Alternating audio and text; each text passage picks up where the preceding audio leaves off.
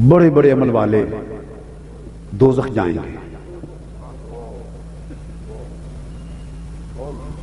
آقا علیہ السلام نے صحیح بخاری میں حدیث پاک ہے، صحیح بخاری میں اور ساتھ مسلم شریف متفق علیہ حدیث ہے. آقا علیہ السلام نے ایک دن قسم کھائی، فرمایا اس رب کی عزت کی قسم جس کے قبضہ قدرت میں میری جان ہے، اپنے عمل کے باعث کوئی شخص جنت میں نہیں جائے گا. اٹھا کے دیکھیے، متفق علیہ حدیث ہے بخاری مسلم.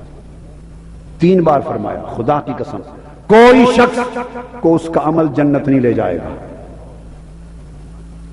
تو عمل کا تو یہ حال ہے. علم پہ اترانے والے سمجھ لیں کہ علم کا حال کیا ہے، عمل پہ اترانے والے سمجھ لیں کہ عمل کا حال. آقا نے فرمایا کسی شخص کو عمل جنت میں نہیں لے جائے گا. تو صحابہ کرام نے پوچھا، آگے قابل توجہ ہے یہ بات، پوچھا یا رسول اللہ کیا آپ کا عمل بھی؟ آقا کیا آپ بھی؟ فرمایا نا عمل سے کوئی جنت میں نہیں جائے گا.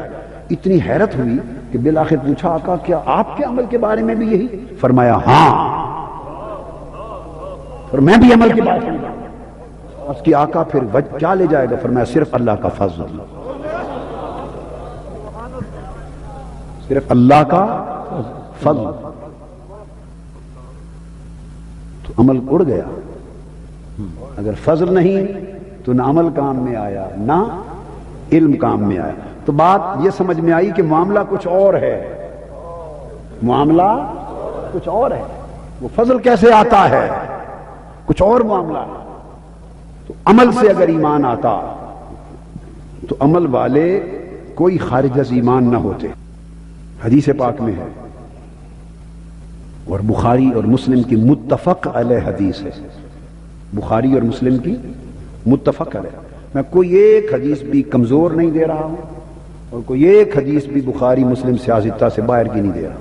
متفق علیہ حدیث. آقا علیہ السلام مال غنیمت تقسیم کر رہے ہیں.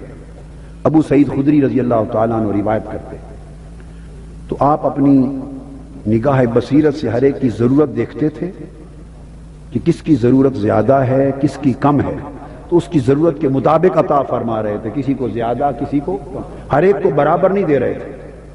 ایک شخص اٹھا، عبداللہ اس کا نام تھا، ذوالخویسرہ تمیمی. ذوالخویسرہ تمیمی وہ ایک شخص اٹھا، اس نے معاذ اللہ کہا کہ اے محمد صلی اللہ علیہ وسلم عدل کرے، آپ عدل نہیں کر رہے. آقا نے فرمایا بدبخت اگر میں عدل نہیں کروں گا تو کائنات میں اور کون عدل کرے؟ اللہ، مجھ سے بڑھ کے بھی کوئی امین؟ آسمانوں کی امانت میرے پاس آتی ہے، صبح و شام آسمان کی غیب کی خبریں میرے پاس آتی ہیں. اس نے کہا اتق اللہ. جب یہ بات کی نا آسمانوں کی خبریں صبح و شام میرے پاس آتی ہیں امان، فرمایا اللہ سے ڈرے. حضور کو کہتا ہے، حضور علیہ السلام کو اللہ کا ڈر سنا رہا ہے. اس سے یہ پتا چلتا ہے جب وہ کہتا ہے اتق اللہ، اللہ سے ڈریں، اس سے پتا چلتا ہے کہ اس کے مغز میں غلط توحید کا کیڑا گھسا ہوا تھا. غلط توحید کا کیڑا گھسا ہوا تھا. پیغمبر کو بھی کہتا اتق اللہ، اللہ سے ڈرو. اس بدبخت کو نہیں پتا کہ اللہ سے ڈرنا سکھایا کس نے ہے اور اللہ کا اللہ ہونا بتایا کس نے. کس اللہ سے ڈرو؟ اللہ کا ہونا بتایا کس نے اور اللہ کا ڈر سکھایا کس نے؟ حضور کو سبق دیتا. اور یہ بات کہہ کر حضور علیہ السلام کی طرف پشت کر کے چل پڑا. گستاخی کی، بے ادبی کی، پشت کر کے. سیدنا فاروق اعظم رضی اللہ تعالیٰ عنہ جلال میں آ گئے. پھر ایک حدیث میں ہے خالد بن ولید جلال میں تلوار نکال لیا. اس کی آقا اجازت ہو تو اس بدبخت منافق کا سر قلم کر دیں. آقا نے فرمایا نہیں، نیا نیا وقت تھا، اسلام مدینے کا دور تھا، لوگ کہیں گے آپس میں ایک دوسرے کو مسلمان قتل کرنے لگے. روک دیا. مگر آقا نے فرمایا اس کو دیکھ لو، اس کی شکل و صورت پہچان لو. اور حدیث کی الفاظ پھر آقا علیہ السلام نے فرمایا ان من ذئذئہ قوم وفی روایت یخرج فی آخر الزمان قوم من ذئذئہ. اس کی نسل میں سے آخری زمانے میں قوم پیدا ہوگی یقرؤون القرآن لا یجاوز حناجرہم. قرآن بڑی کثرت سے پڑھیں گے مگر قرآن ان کے حلق سے نیچے نہیں اترے گا.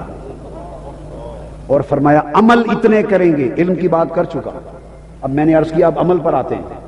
آقا علیہ السلام نے فرمایا ان احدکم لیحقر صلاتہ ما صلاتہ وصیامہ ما صیامہ یمرقون من الدین کما یمرق السام من الرمیہ. فرمایا اتنی نمازیں پڑھیں گے. صحابہ کرام کی مجلس سے ان سے کہا کہ تم میں سے تم لوگ اپنی نمازیں ان کی نمازوں کے مقابلے میں کم جانو گے، حقیر جانو گے. اتنے روزے رکھتے ہوں گے کہ تمہیں اپنے روزے ان کے روزوں کے مقابلے میں حقیر اور کم نظر آئیں گے. اتنا قرآن پڑھیں گے. اور فرمایا کہ زبان سے قولہم خیر البریہ، سب سے اعلیٰ کلام قرآن ان کی زبان پر ہوگا. عمل تم سے زیادہ ہوں گے، نماز زیادہ ہوگی، روزہ زیادہ ہوگا، قرآن کی تبلیغ زیادہ ہوگی، تلاوت زیادہ ہوگی. تو آپ نے دیکھا کہ فرمایا عمل صحابہ کو فرما رہے ہیں تم سے بھی زیادہ ہوگا. ہماری بات نہیں کر رہے، اللہ اللہ ہماری بات نہیں فرما رہے. فرمایا ان احدکم، اے میرے صحابیو تم میں سے کوئی شخص بھی لے لو ان کی نمازیں اس سے زیادہ ہوں گی، روزے زیادہ ہوں گے. تو عمل صحابہ کے عملوں سے بھی زیادہ کریں گے، ڈھیر عملوں کا اتنا ہوگا. مگر فرمایا ان سارے اعمال کے باوجود وہ دین اور ایمان سے اور اسلام سے اس طرح خارج ہوں گے جس طرح تیر شکار سے خارج ہو جاتا ہے اور خون کا ایک قطرہ بھی اس کی نوک پہ نہیں رہتا. ایمان سے خارج ہو جائے. اور پھر فرمایا کہ آخری زمانے میں وہ قوم نکلے گی. اور فرمایا دجال کے آنے تک ہر دور میں بڑے بڑے عمل کرنے والے اور قرآن کا نام لینے والے اور عمل میں زیادتی کرنے والے ایسے لوگ ہر دور میں نکلتے رہیں گے، نکلتے رہیں گے، مگر ایمان اور اسلام اور دین سے خارج ہوں گے. صحابہ کرام نے پوچھا آقا کوئی ان کی پہچان فرما دیجئے کیا ہوگا؟ فرمایا پہچان ان کی ہوگی التحلیق، سر منڈوائیں گے، کثرت کے ساتھ سر منڈوائیں گے. یہ ان کا شعار ہوگا. یہ بخاری شریف کی حدیث ہے، مسلم شریف، پھر ترمذی میں، ابو داؤد میں، ہر کتاب میں. اب جو بات اس میں سے سمجھانا چاہتا ہوں تو آپ نے دیکھا آقا علیہ السلام نے بطور خاص ان کے عملوں کا ذکر بولیے کیا کہ عمل بڑے ہوں گے. عمل وہاں علم بڑا تھا ابلیس کے پاس، مگر علم اسے اس کا ایمان بچا نہ سکا. یہاں عمل بڑے ہیں، عمل کا انبار ہے اور عام صحابہ سے بھی بڑھ کر عمل ہے، مگر اتنا انبار اور ڈھیر عملوں کا ان کے ایمان کو نہیں بچا سکا. فرمایا ایمان سے خارج. پھر اگلی حدیث آقا علیہ الصلوۃ والسلام نے فرمایا، ایک اور حدیث فرمایا یاتی علی الناس زمان یجتمعون الناس فی المساجد ولیس فیہم احد مؤمن. فرمایا ایک زمانہ ایسا آئے گا میری امت پر کہ لوگ مسجدوں میں جمع ہوں گے، مسجدوں میں بیٹھیں گے. کس لیے آتے ہیں مسجد میں؟ بولیے بھئی نماز اور عبادت کے لیے آتے ہیں نا. آقا فرمایا یاتی علی الناس زمان یجتمعون الناس فی المساجد، مسجدوں میں اجتماع کریں گے، آئیں گے، نماز و عبادتوں کے لیے مسجدوں میں بیٹھیں گے. مگر فرمایا لیس احد منہم مومن، خدا کی قسم ان میں مومن ایک بھی نہیں ہوگا. اور عمل بھی ایمان کو نہ لاتا ہے نہ بچاتا ہے. ارے ایمان پہلے ہو تو علم بھی قبول ہوتا ہے اور عمل بھی قبول ہوتا ہے. ایمان پہلے ہو تو پھر علم بھی قبول ہوتا ہے اور بولیے عمل بھی قبول ہوتا ہے. مگر ایمان لانے اور بچانے کا ذریعہ نہیں بنتا علم و عمل. تو پتہ چلا کہ ایمان کے لیے نہ علم شرط ہے نہ عمل. تو پھر سوال پیدا ہوا کہ پھر ایمان ہے کیا؟ تو دوستو اس بات کو زندگی بھر پلے باندھ لیں اور قرآن اور حدیث کے پورے اور اسلام کی کل تعلیمات کا نچوڑ بتا رہا کہ ایمان نہ علم کا نام ہے، ایمان نہ عمل کا نام ہے، ایمان فقط نام ہے مصطفیٰ کی محبت اور ادب. اللہ اللہ ایمان نام ہے مصطفیٰ کی محبت اور مصطفیٰ کے ادب کا. ان پڑھ ہو اور ادب مصطفیٰ کا ہو عرشوں پر بٹھایا جائے گا. بے عمل ہو، اگلی بات بتا رہا ہوں، بے عمل ہو مگر محبت و ادب مصطفیٰ رکھتا ہو، خدا خدا کی قسم بالآخر جنت پہنچایا جائے گا۔ اللہ میں یہ نقطہ آپ کو علمی طور پہ سمجھا دوں۔ ایک طرف مسلمان ہے مسلمان، ایک طرف لاکھوں کروڑوں اعمال صالحہ اور عبادات کا ڈھیر ہے۔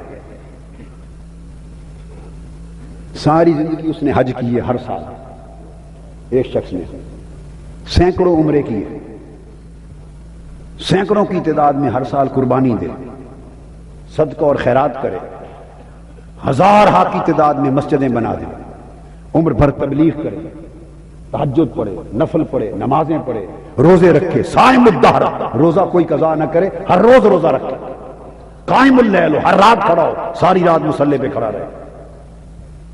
اور یہ جو عمل ہیں یہ خوارج کے تھے۔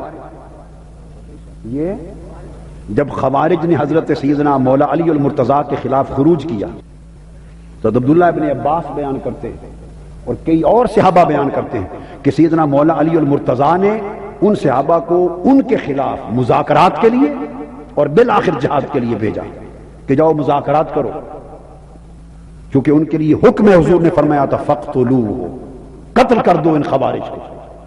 صحابہ کہتے ہیں ہم مذاکرات کے لیے گئے اور ہم نے دیکھا ان کو نماز پڑھتے ہوئے ہمارے دل گھبرا گئے۔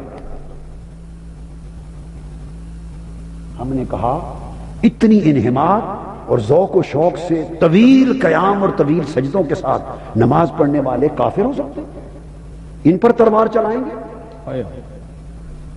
ان کا قرآن کی تلاوت کرنا دیکھا، دل دہل گئے،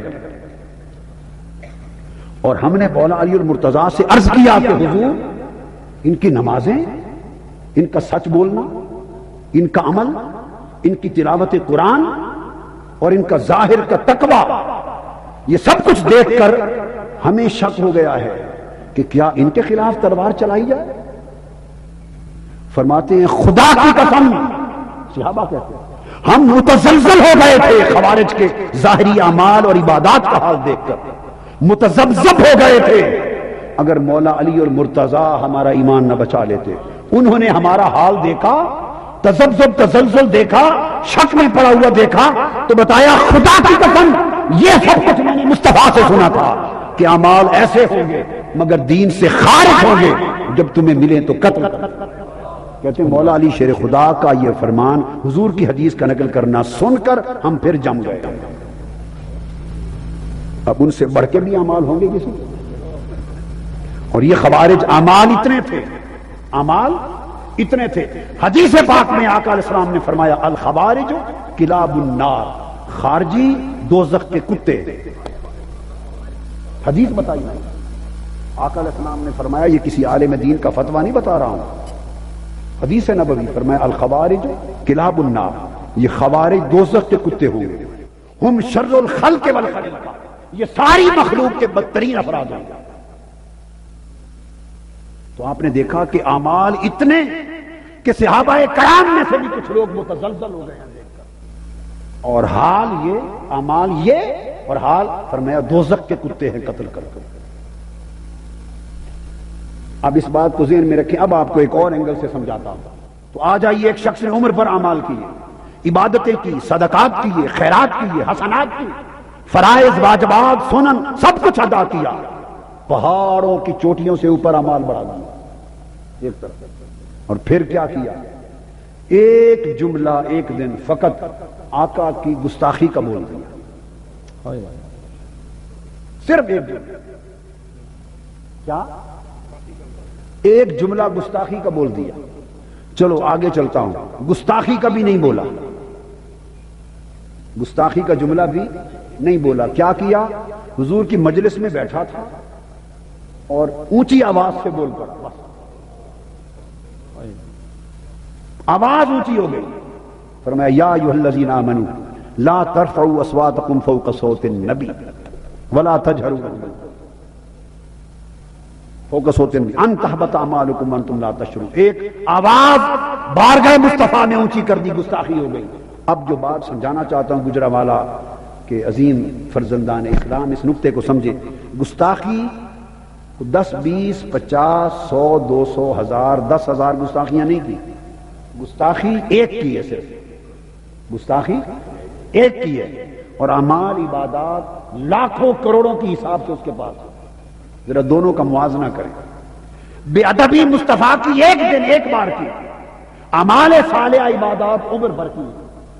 بولو وہ ایک دن کی گستاخی اعمال کے اوپر چھا جائے گی یا اعمال چھا جائے گی؟ فرمایا ان تحبط اعمالکم وانتم لا تشعرون. اگر ایک ہلکی سی گستاخی میرے حبیب کی بارگاہ میں کر دی، فرمایا مجھے اپنی عزت کی قسم تمہارے سارے اعمال اکارت جائیں گے، برباد کر دیے جائیں گے. اس کا مطلب یہ ہوا کہ ایک بے ادبی نے اس کی نمازیں برباد کر دی، عمر بھر کے روزے برباد کر دیے، حج برباد کر دیے، صدقات اور خیرات زکاتیں برباد کر دی، کل اعمال صالحہ حسنات برباد کر دی. ایک گستاخی. اور حضور کا گستاخ ہو گیا، سارے اعمال سمیت دوزخ میں جائے گا. اور حضور کی گستاخی کر کے اسے دنیا کی کوئی طاقت جنت میں بٹھا نہیں سکتی. یہ بات اب میں بڑی خاص بتانے والا ہوں. ایک گستاخی کرنے والے کو دنیا کی کوئی طاقت اسے دوزخ سے بچا نہیں سکتی. دوزخ سے سارے اعمال کے باوجود دوزخ میں جائے گا ایک گستاخی کے عوض. اور اب دوسری طرف آتا، ایک عمل بھی نہیں کیا ایک شخص نے، صرف کلمہ لا الہ الا اللہ پڑھا، لا الہ الا اللہ محمد رسول اللہ، بس ایک کلمہ پڑھا، آقا کا ایمان لایا، اور زندگی میں ایک عمل بھی نہیں کیا. ایک عمل بھی نہ کرنے والا، نماز نہیں پڑھی، تارک صلاۃ ہوا، نماز نہیں پڑھی، فاسق ہو گیا. روزہ نہیں رکھا، فاسق و فاجر ہو گیا. چوری کی، ڈاکہ زنی کی، فاسق و فاجر ہو گیا. چوری کی ہاتھ کاٹے جائیں گے، بدکاری کی سنسار کیا جائے گا، ڈاکہ کیا مارا جائے گا، قتل کیا قتل کا بدلہ قتل ہوگا، ہزار ہاتھ گناہ کیے جہنم جائے گا، گناہوں کی سزا پائے گا. مگر چونکہ ایمان ہے، چونکہ گستاخی نہیں کی، ساری سزا بھگت کر اللہ کی عزت کی قسم بالآخر جنت جائے گا. بالآخر جنت جائے گا. عمل ایک بھی پلے نہیں، عمل ایک بھی پلے نہیں، مگر مومن ہے، کلمہ گو ہے. میرے آقا نے فرمایا اسے ہمیشہ جنت میں روک کوئی نہیں سکتا، بالآخر جنت میں جائے گا. اور کروڑوں عمل کیے، نیک کوئی عمل نہ چھوڑا، حد کر دی، ایک گستاخی کی، اسے جنت میں جانے کی اجازت کوئی نہیں دے سکتا. اب میری بات کی سمجھ آئی ہے؟ تو گویا عمل نہ کرنے والا، کیا عمل نہ کرنے والا فاسق ہے، کافر نہیں. فاسق ہے، عمل میں کمی رہ گئی، فاسق ہے، بولیے کافر نہیں. اگر ادب مصطفیٰ میں کمی رہ گئی، کافر ہے، فاسق نہیں. اللہ، بات کو سمجھیں. عمل کیے، ادب میں کمی رہ گئی تو کافر ہے، اور اگر عمل میں کمی رہ گئی تو کیا ہے؟ فاسق ہے، کافر نہیں. ہر فاسق کو بالآخر جنت جانا ہے، اور کافر کبھی جنت نہیں جا سکتا. تو اللہ رب العزت نے مصطفیٰ کی محبت اور ادب کو ایمان بنایا، باقی ہر علم اور عمل کو اس کے تابع کیا، اس کے تابع کیا. لہذا حضور کی محبت، ادب پھر محبت ہو تو خود بخود آ جاتا ہے. حضور کی محبت ایمان. بولی آقا علیہ السلام کی محبت ایمان ہے. حدیث پاک میں ہے، حضرت ابو ذر روایت کرتے ہیں کہ آقا علیہ السلام ایک دن لیٹے، اٹھ کے بیٹھ گئے، فرمانے لگے، صحیح مسلم شریف کی حدیث، فرمایا من قال لا الہ الا اللہ دخل الجنہ. فرمایا جس نے میرا کلمہ پڑھ لیا جنت جائے گا. اب میں آگے حدیث کو ذرا عمدن مختصر کر کے بتا رہا ہوں. تو صحابہ نے پوچھا یار بے شک چوری ڈاکہ بھی کرتا پھر؟ صحابہ نے پوچھا، فرمایا نعم ان زنا و ان سرق. ہاں کرتا پھر. صحابہ نے پھر پوچھا یا رسول اللہ یہ کچھ بھی کرتا پھر؟ فرمایا ہاں پھر بھی جنت میں جائے گا. صحابہ نے تیسری بات پوچھا، ابو ذر کہتے ہیں آقا یہ کچھ بھی کرتا پھرے تب بھی؟ فرمایا خدا تمہاری ناک کو خاک آلود کرے، میں جو بتا رہا ہوں پھر بھی جنت میں جائے گا. نعرہ تکبیر، نعرہ رسالت، نعرہ رسالت، نعرہ رسالت، سیدی مرشدی۔ اہل علم علماء حدیث پڑھیں، بخاری اور مسلم پڑھیں، سیاستہ پڑھیں، حدیث مصطفیٰ سے دین سیکھیں کہ آقا نے کیا فرمایا۔ تو آقا نے فرمایا دیکھ لو، عمل جتنے بھی خراب ہیں وہ خراب عمل اسے دائمی دوزخ میں نہیں رکھ سکتے، جنت جائے گا بالآخر۔ اور عمل بے پناہ ہیں اور بے ادب ہے مصطفیٰ کا، وہ سارے اعمال مل کر اسے کبھی دوزخ سے نکال نہیں سکتے، دوزخ سے نکال نہیں سکتے۔ ارے اگر یہ بات ہوتی تو پھر اگلی بات سنیں، اگر بخشش فقط عمل سے ہونی ہوتی تو مصطفیٰ کو گناہگار امت کے لیے شفاعت نہ دی جاتی۔ شفاعت کن کے لیے دی؟ مصطفیٰ کو گناہگاروں کے لیے دی، جن کے عمل کی کمی رہ گئی وہ حضور کی شفاعت سے پوری ہو جائے۔ اللہ کی عزت کی قسم، کوئی شخص عمر پر ایک حدیث پڑھ دے، دکھا دے، بتا دے، ایک حدیث ضعیف سے ضعیف تر ہی کیوں نہ ہو، ضعیف سے ضعیف تر ہی کیوں نہ ہو تو مان لوں گا، ضعیف ہو تب بھی مان لوں گا۔ ایک حدیث دکھا دے جس میں یہ ہو کہ کوئی شخص حضور کا بے ادب اور گستاخ ہو مگر اپنے اعمال اور عبادتوں کی کثرت کی وجہ سے گستاخی معاف ہو جائے گی اور جنت میں جائے گا، ایک حدیث نہیں ملتی۔ ادب میں کمی رہی تو کوئی شے اسے جنت میں نہیں لے جا سکتا، اور عمل میں کمی رہی تو مصطفیٰ خود ہی اس کو لے جانے والا۔ سبحان اللہ، سبحان اللہ۔ محبت کے باعث کیا صلی اللہ علیہ وسلم، بخاری شریف کو، مسلم شریف، سیاستہ، ہر کتاب باب الشفاعت کو اٹھائیے، اور جو حدیث اب بتا رہا ہوں یہ بخاری اور مسلم کی متفق علیہ حدیث ہے، بخاری اور مسلم کی متفق علیہ حدیث ہے۔ آقا علیہ الصلوۃ والسلام فرماتے ہیں قیامت کا دن ہوگا، میں سجدہ ریز ہوں گا۔ پہلے تو اس سے پہلے حدیث مسلم شریف، آقا علیہ السلام ایک دن رو پڑے، آنسو آ گئے، کیا آنسو آ گئے، رو پڑے۔ اللہ پاک نے فرمایا جبرائیل جلدی جلدی جا، میرے محبوب سے پوچھ کیوں رو رہے۔ اللہ اور حدیث کے لفظ ہیں فاسأل عنہ وہو اعلم، حدیث کے لفظ ہیں جا جبرائیل پوچھ محبوب کیوں رو رہے ہیں، اور ساتھ ہی فرمایا حالانکہ وہ خود جانتا ہے کیوں، حالانکہ وہ خود زیادہ جانتا ہے، مگر پوچھا جبرائیل جا پوچھ کیوں روتے ہیں میرے حبیب۔ جبرائیل امین نے آ کے پوچھا آقا اللہ پاک نے بھیجا ہے، یہ پوچھتے محبوب کیوں رو رہے ہیں۔ آقا علیہ السلام نے فرمایا امتی امتی، جا کہنا مولا امت کا غم رلا رہا ہے، امت کا غم رلا رہا، ان کی بخشش کے لیے رو رہا ہوں۔ جا کے اللہ پاک کی بارگاہ میں عرض کیا، اللہ پاک نے فرمایا جبرائیل پھر واپس جا، پھر واپس جا اور جا کے بتا میرے حبیب اللہ نے فرمایا انا سنردیک فی امتک، محبوب رو نہیں، ہم آپ کی امت کے بارے میں آپ کو راضی کر دیں گے، ہائے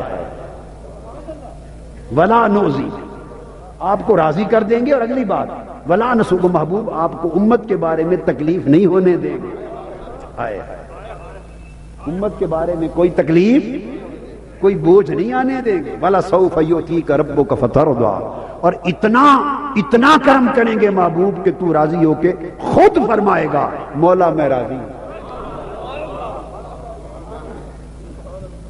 فترضی، جب تیری رضا ہوگی تو اس وقت بس کریں گے اپنا کرم۔ گویا خاص بات ہے ولا سوف یؤتیک، ان قریب اللہ آپ کو اتنا عطا کرے گا اور عطا کرتا جائے گا، ربک فترضی، تا آ کے آپ راضی ہو جائیں گے۔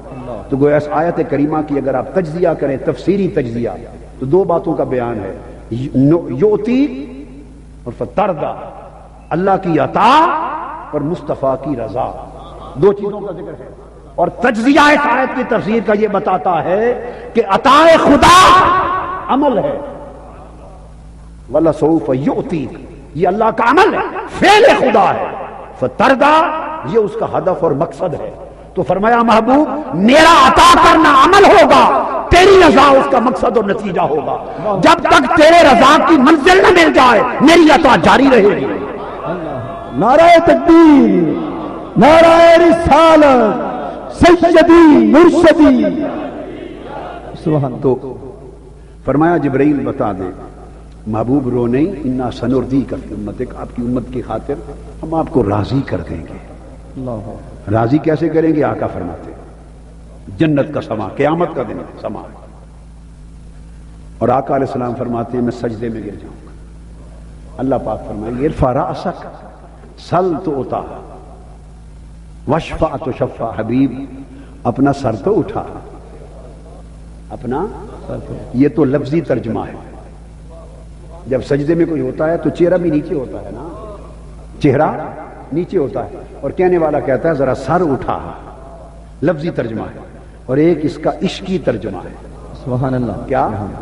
عشقی ترجمہ. لفظی ترجمہ تو ہے ارفع راسک محبوب سر اٹھا، عشقی ترجمہ ہے محبوب ذرا مکھڑا دکھا. اللہ. محبوب ہماری طرف تک تو صحیح، اسی طرح تکنا جس طرح مدینے میں نماز کی حالت میں تکا تھا. قد نرا تقلب وجهك في السماء، تیرا تکنا تھا، ہم نے قبلے اور کعبے ہی بدل دیے. اللہ. فَلَنُوَلِّيَنَّكَ قِبْلَةً تَرْضَاهَا. حبیب اگر تو راضی نہیں ادھر اور تو مکہ کعبہ والے قبلے کو کعبہ قبلہ بنانا چاہتا ہے تو محبوب ہمیں کیا غرض ہے قبلوں سے؟ یہ تو سب کچھ ہے ہی تیرے لیے. اللہ. جس پہ تو راضی ہے اسی کو قبلہ بنا.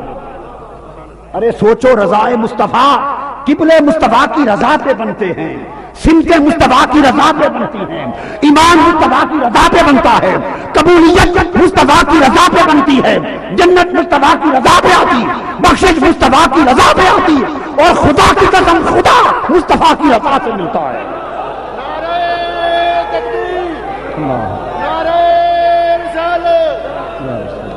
تو آقا نے فرمایا حکم ہوگا محبوب ذرا مکھڑا دکھا، سر اٹھا. میں سر اٹھاؤں گا. پھر اللہ پاک فرمائیں گے سال محبوب مانگ. آج میری عطا تیرے مانگنے کے انتظار میں ہے، میری عطا منتظر ہے، تو کچھ لب تو ہلا. وشفع تو شفع، محبوب تو شفاعت کر، سارے قانون منسوخ کر دوں گا. ہائے تو سفارش تو کر، ہر شے پھیر دوں گا. سفارش کیا ہے؟ نامہ اعمال تلے میزان پر، نیک عمل تھوڑے تھے، گناہ زیادہ تھے، قانون اور عدل کا فیصلہ تھا دوزخ بھیجو، اس پر شفاعت آ گئی. وشفع تو شفع، محبوب تو سفارش کر. کیا ہوا؟ اگر میزان پہ ہار گیا تھا میں قانون بدل دوں گا. اگر پل صراط نہیں گزر سکا، پھسل گیا، تو لب تو ہلا، یہ پل صراطیں بھی چھوڑ دوں گا. محبوب عدل چھوڑ کے فضل کر دوں گا. تیرے لب ہلے انا سنردیک، تو کہتا جا میں کرتا جاؤں گا. یہ قانون تیرے تابع ہیں محبوب، تو ان کے تابع نہیں، تو ان کے تابع نہیں ہے. آمد مصطفیٰ، آمد مصطفیٰ، مرحبا مرحبا. یہ قانون لوگوں کے لیے بنائے ہیں مصطفیٰ میرے حبیب، لوگوں کے لیے بنائے ہیں، اور یہ نظام عدل کا حصہ ہے. اور جب تیرے لب ہل جائیں گے محبوب تو عدل کو ہٹا دوں گا، فضل کا قانون آ جائے گا، اور فضل میں کوئی پوچھ ہی نہیں سکتا مجھ سے کیا کر رہے ہیں. اب سمجھے ہیں نا؟ وَلَوْ أَنَّهُمْ إِذْ ظَلَمُوا أَنفُسَهُمْ جَاءُوكَ، اگر گناہ کر لیا، ظلم کر لیا جانوں پر، تو گناہگارو اگر ظلم کر بیٹھے ہو جانوں پر تو میرے حبیب کی بارگاہ میں آ جاؤ. وَاسْتَغْفِرُوا اللَّهَ، اور آ کے اللہ سے معافی مانگو. وَاسْتَغْفَرَ لَهُمُ الرَّسُولُ، اور پھر ان کے لیے رسول بھی سفارش کرتے. بھئی معاف اگر اللہ نے کرنا ہے، کیا اللہ نے کرنا ہے تو جاؤکا کی شرط کیوں؟ اسی گجرانوالہ کی اسی محلے کی مسجد میں جا کے اللہ سے معافی مانگیں، اپنے گھر میں ہی مصلی پہ بیٹھ کے مانگ لیں. اللہ فرماتا ہے جہاں بھی مجھے پکارتے ہو میں انی اجیب دعوت الداع اذا دعان، جہاں کوئی پکارتا ہے میں سنتا ہوں. نحن اقرب الی من حبل الورید، تمہاری شاہرگ سے بھی قریب ہے مولا. تو جب اتنا قریب ہے، بخشنا بھی اس نے ہے، تو مولا اتنا چکر کیوں ڈروا رہا ہے؟ جاؤ کا پہلے مصطفیٰ کی بارگاہ میں جاؤ.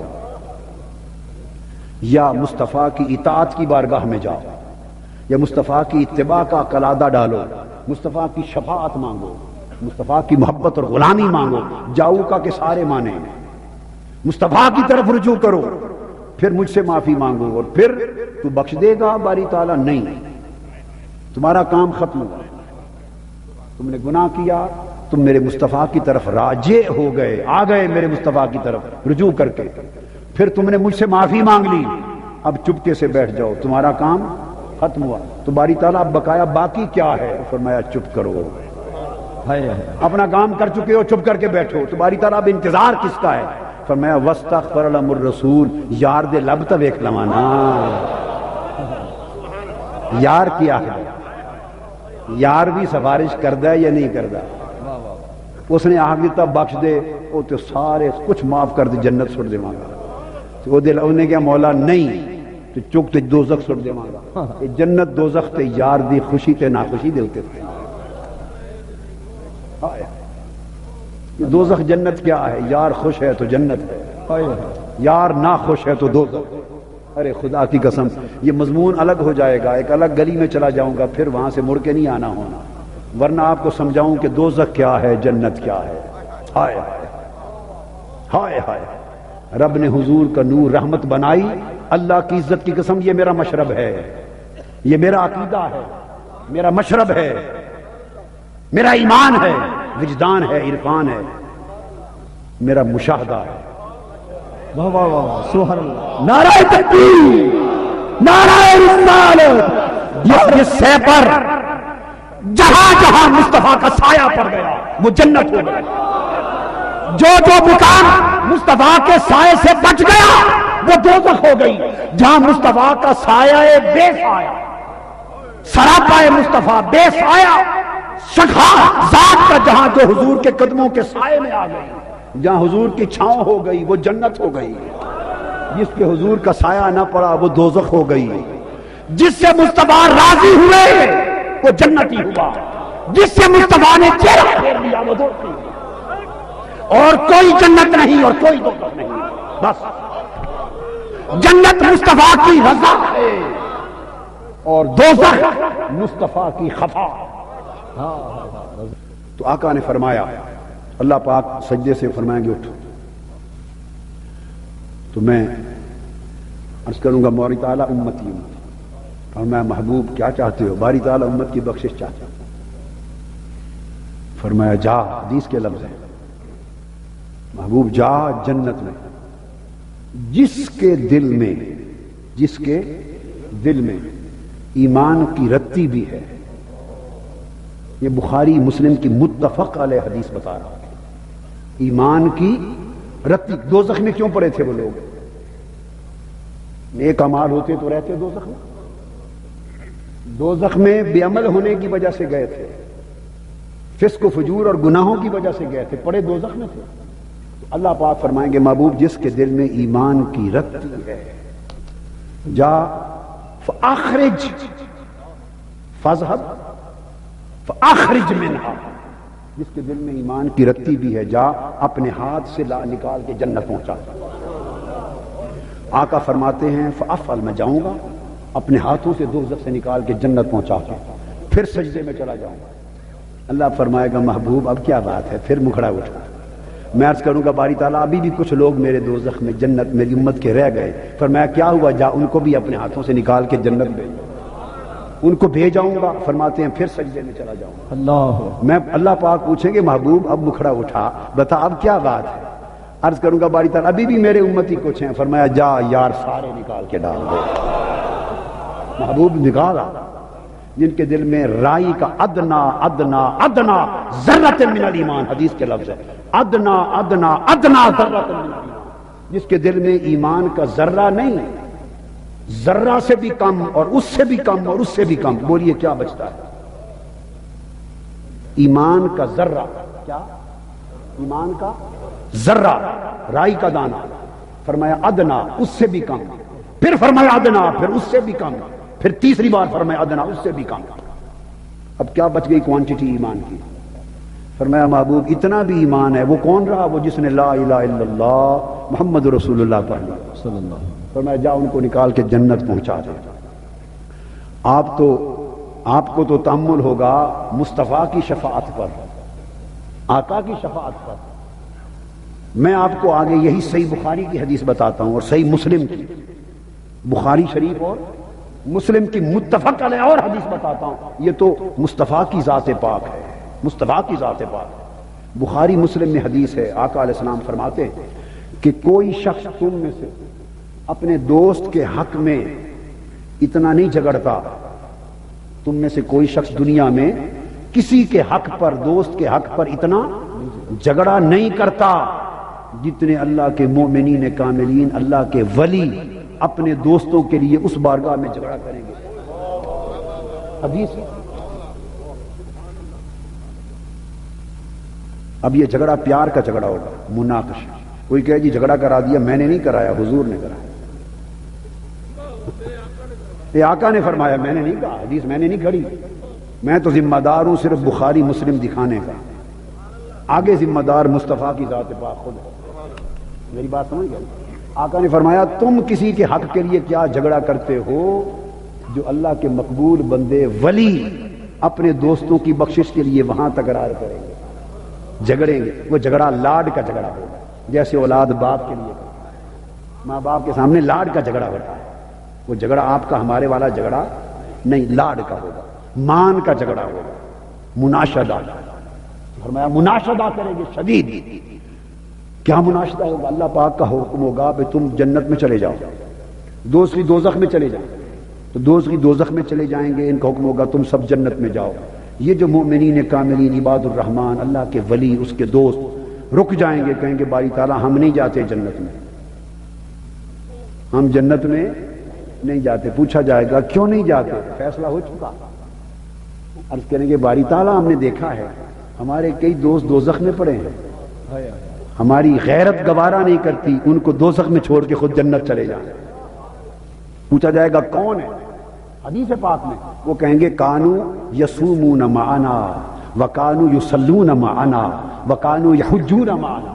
فرمایا میرے مولا اخوان، یہ ہمارے بھائی ہیں، یہ حج ہمارے ساتھ انہوں نے کیے تھے.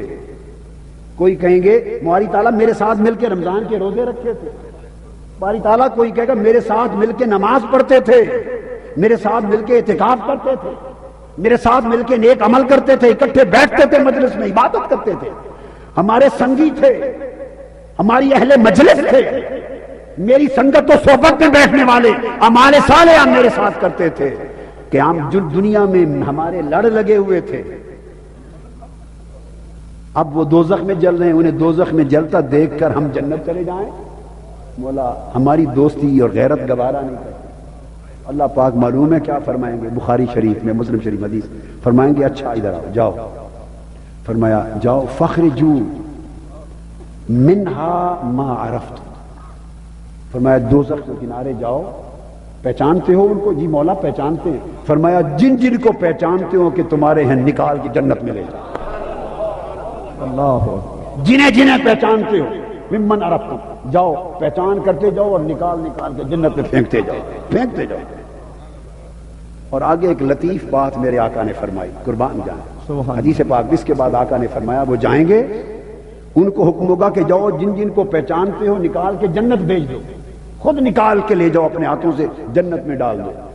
اور ادھر حدیث پاک میں اللہ پاک ان کو فرمائے گا جن کو پہچانتے ہو دوزخ سے نکال کے جنت پہنچا دو. حدیث میں ادھر اللہ پاک دوزخ کی آگ کو پہلے فرما چکا ہوگا یہ جو لوگ ہیں نا خبردار، ان کے ٹخنوں گھٹنوں ٹانگوں تک رہنا آگ، ان کی شکلوں تک نہیں پہنچنا، ان کے چہرے نہیں جلانے.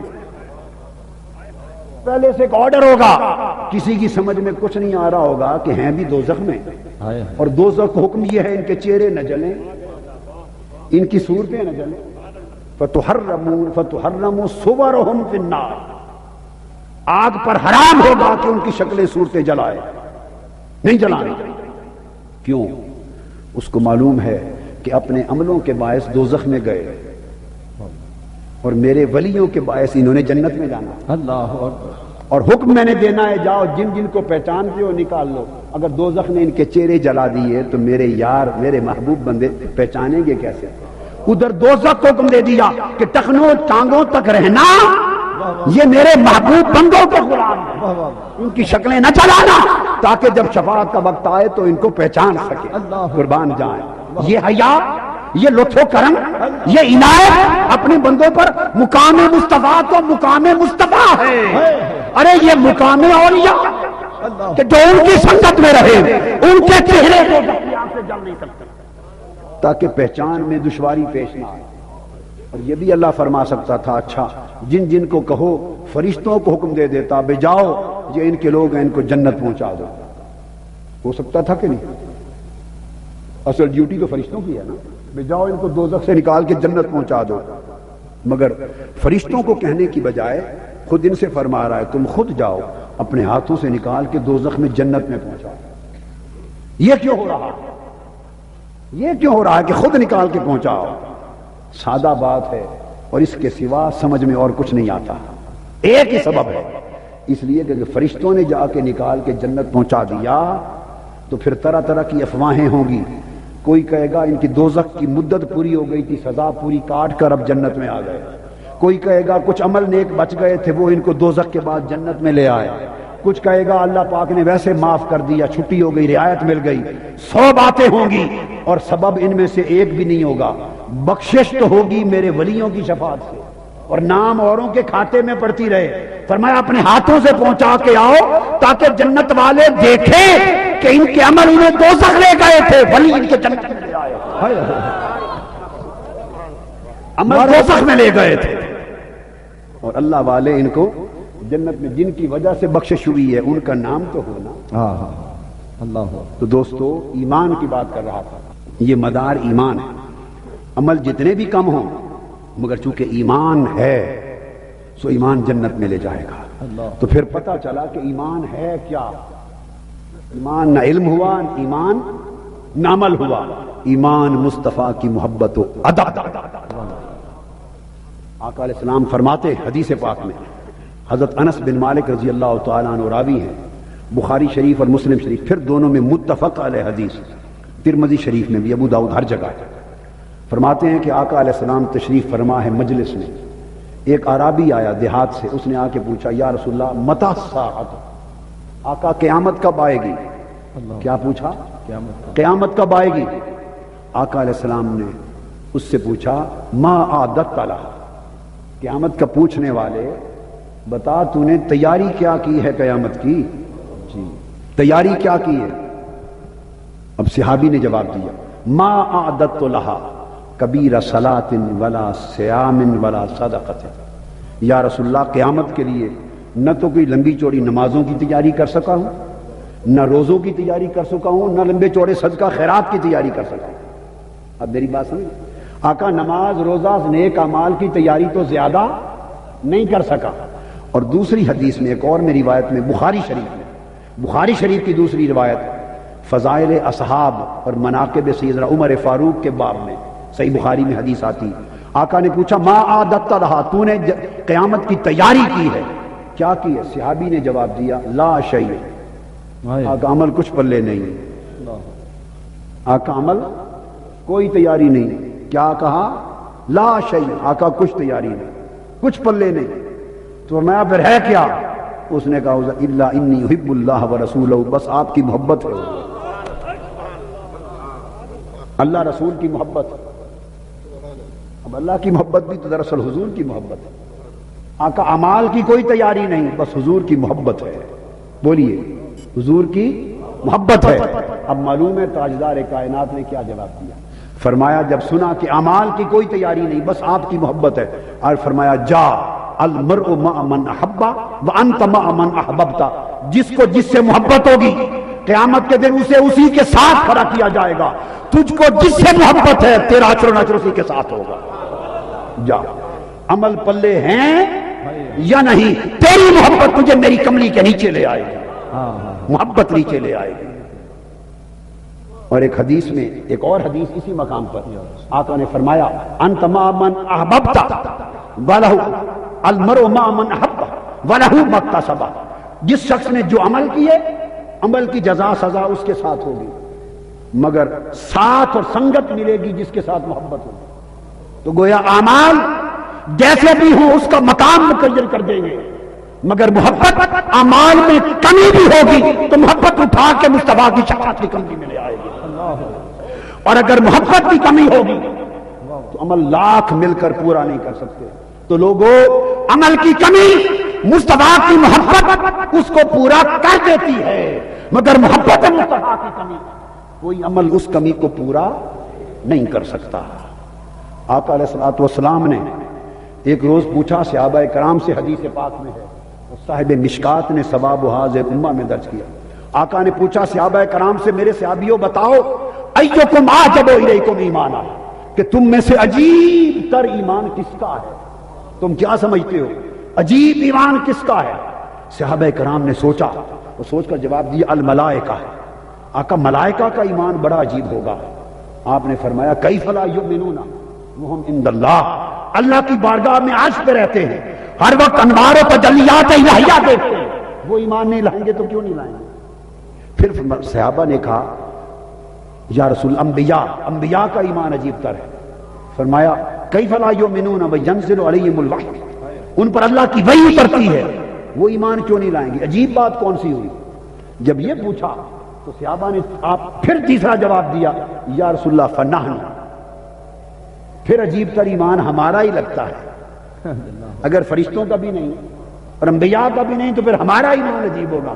تو فرمایا کیف لا تؤمنون وانا بین اظہرکم، ہر وقت میرا مکھڑا دیکھتے ہو، ایمان نہیں لاؤ گے تو کیا کرو؟